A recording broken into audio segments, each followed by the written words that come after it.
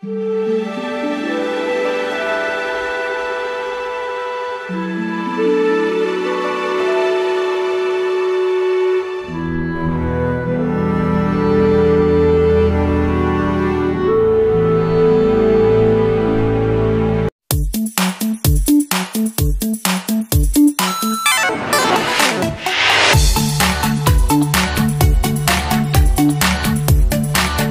Welcome to India temple tour channel. நான் கணேஷ் பேசுகிறேன்.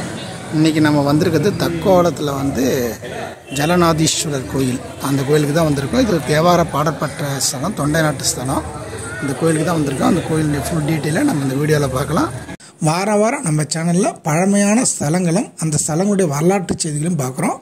அந்த வகையில் இந்த வாரம் நம்ம பார்க்க போகிற ஸ்தலமானது தேவார பாடல் பெற்ற 276 சிவஸ்தலங்களில் 245வது தலமாகவும், தொண்டை நாட்டு தேவார தலங்களில் 12வது தலமாகவும், அருணகிரிநாதனார் முருகனை பற்றி பாடப்பட்ட தலமாகவும், தட்சிணாமூர்த்திக்கு சிறப்புமிக்க தலமாகவும் விளங்குகிற ஸ்ரீ ஜலநாதீஸ்வரர் கோயில் தக்கோலம். இந்த கோயிலை பற்றி தான் நம்ம பார்க்க போகிறோம். வாங்க இந்த கோயிலை பற்றி பார்க்கலாம். அதுக்கு முன்னாடி என்னோடய சேனலை சப்ஸ்கிரைப் பண்ணாதுங்க, கொஞ்சம் சப்ஸ்கிரைப் பண்ணிவிடுங்க. பக்கத்தில் உள்ள பெல் பட்டன் அழுத்தி தொடர்ந்து என்னுடைய பதிவுகளை நீங்கள் பார்க்கலாம்.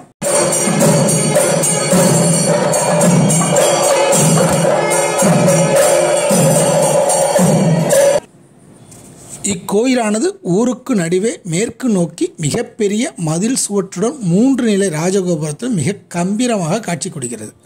இந்த ராஜகோபுரத்தை 1543 விஜயநகர அரசன் வீர பிரதாப சதாசிவ மகாராயர் கட்டியதாக சொல்லப்படுகிறது. ராஜகோபுரத்தை கடந்து நாம் உள்ளே சென்றால் விசாலமான வெளிப்பிரகாரத்தை நாம் காணலாம். அப்படியே நாம் இடதுபுறம் சென்றால் தனி சன்னதியில் நாம் விநாயகரை தரிசிக்கலாம். அப்படியே நாம் சென்றால் அழகிய நந்தவனத்தின் நடுவே கோயிலின் தல திருத்தத்தை நாம் காணலாம். அப்படியே நாம் வலம் வந்தால் மேற்கு நோக்கிய பலிபீடம், கொடிக்கம்பம் மற்றும் மண்டபத்துடன் கூடிய நந்தியை நாம் தரிசிக்கும் பாக்கியம் கிட்டும். அப்படியே நாம் வலம் வந்தால் முதலில் நாம் தெற்கு பிரகாரத்தில் வடக்கு நோக்கிய தாயார் கிரிராஜ கன்னிகையை நாம் தனி சன்னதியில் தரிசிக்கலாம். தாயார் நின்ற கோலத்தில் அபய வரதத்துடன் கூடிய 4 திருக்கரங்களுடன் காட்சி தருகிறாள். வடக்கு நோக்கி காட்சி தருவதால் மிகவும் சிறப்பு உடையவராக இங்கு உள்ளார். இவரை வணங்கிய பின்னே நாம் இறைவனை தரிசிக்க வேண்டும் என்ற ஒரு நம்பிக்கை இங்கு உள்ளது. அம்பிகைக்கு எதிரே இறைவன் சன்னதி செல்ல பக்கவாட்டின் நுழைவு வாயில் உள்ளது. அதன் வழியே சென்றால் மண்டபத்தில் நாம் ஐயப்பன், விநாயகர் மற்றும் முருகரை தரிசிக்கலாம். அங்கே நடராஜ மண்டபம் உள்ளது, அவரையும் தரிசித்துவிட்டு உள் மண்டபத்துக்கு சென்றால் சோமஸ்கந்தர், சந்திரசேகர், பிச்சாண்டவர் முதலிய உற்சக திருமேனிகளும் நடராசபையும் உள்ளது. அடுத்துள்ள மேற்கு நோக்கிய உள்வாயிலை கடந்து சென்றால் துவார பாலகர்களை தரிசிக்கலாம். நேரே மூலவர் ஜலநாதீஸ்வரை நாம் தரிசனம் செய்யலாம்.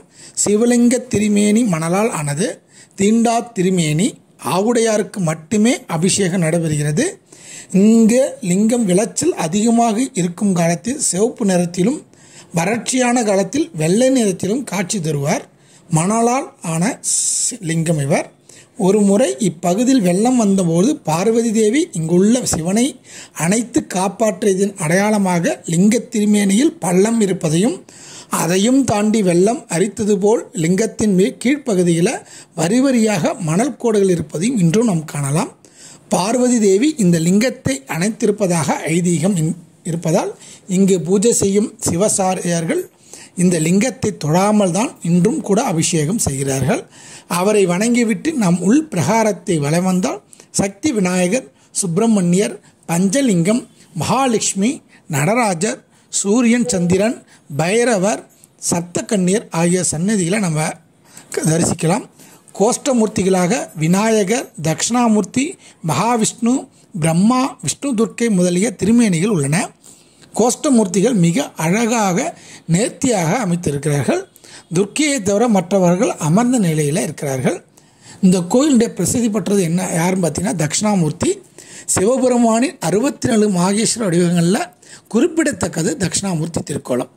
ஞானம் அளித்து சில வாழ்வின் நல்ல பேறுகளை பெற வைக்கும் இந்த பெருமானின் அபூர்வமான கோலத்தை நாம் தக்கோலத்தில் தரிசிக்கலாம். வேறு எங்கும் காண முடியாத தட்சிணாமூர்த்தியை நாம் இத்தலத்தில் பார்க்கலாம். கோஷ்டத்தில் உள்ள யோக தட்சிணாமூர்த்தி, கல்லால மரத்தின் கீழ் ஒரு காலை மடித்து பீடத்தில் இருந்து கொண்டு வலது காலை கீழே தரையில் வைத்து உத்கடி ஆசன நிலையில் அமர்ந்திருக்கிறார். இந்த ஆசனம் மனதை கட்டுப்படுத்துவதாகும். மனம் அலைபாயும் மாணவர்கள் இவரை வணங்கலாம். ஒரு கையில் ருத்ராட்ச மலையும் மற்றொரு கையில் தாமரையும் உள்ளது. காலடியில் முயலவன் இல்லை. இவர் தலையில் இடதுபுறம் சாய்த்து மாணவர்களை அடக்கி ஆளும் ஆசிரியர் போன்ற பாவனையில் இருக்கிறார். இந்த அபூர்வ கோலத்தை வேறெங்கும் காண முடியாது. அப்படியே வெளியே வந்தால் நம் வள்ளி தெய்வானை சமேத சுப்பிரமணியருக்கு தனி சன்னதி நீங்கள் பார்க்கலாம். சன்னதிக்கு முன்னே ஒரு மண்டபம் இருக்குது. கோயிலில் தலபுராணம் என்பது தேவகுரு பிரகஸ்பதியின் தம்பி உத்தி முனிவரின் மகன் தீர்க்கத்தா தாம் யாகம் நடத்தும் சமயம் ஆசிரமத்துக்கு அருகே வந்து காமதேனுக்கு பசுவை கண்ட தீர்க்கதா யாகத்திற்கு வருவோரை உபசரிக்க உதவ வேண்ட இந்திரன் கூறாது தங்க இயலாது என காமதேனு மறுத்ததால் அதனை கட்டி போட முயன்றார். இதனால் கோபமுற்ற காமதேனு இட்ட சாபத்திற்கு விமோசனம் பெற நாரதரிடம் அறிவுரை வேண்டினார். தீர்க்கதாவின் தந்தை உத்தி முனிவர் நாரதரது அறிவுரைப்படி திருவூரல் வந்து சிவபெருமானை வழிபட்டு மகனுக்கு சாப விமோசனம் வேண்டினார். பிரகஸ்பதியின் தம்பி உததி முனிவர் தன் நோய் நீங்க சிவபெருமானை வழிபட நந்தி தேவர் தன் வாய் வழியாக கங்கையை வழிபடுத்தினார்.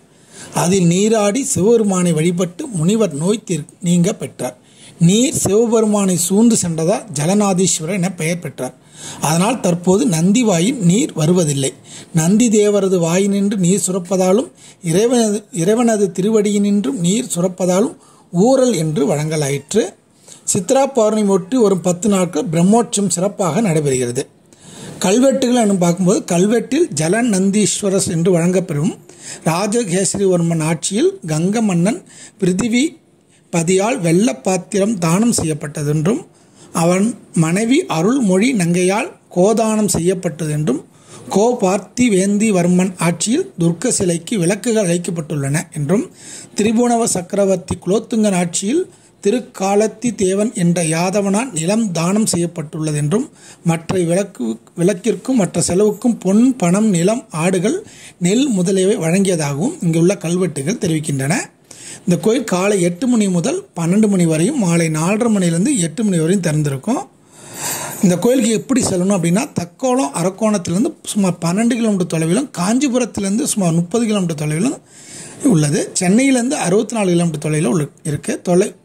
சென்னையிலிருந்து செல்பவர் பேரம்பாக்கம் சென்று அங்கிருந்து அரக்கோணம் வழியாகவும் இந்த கோயிலை நீங்கள் பார்க்கலாம்.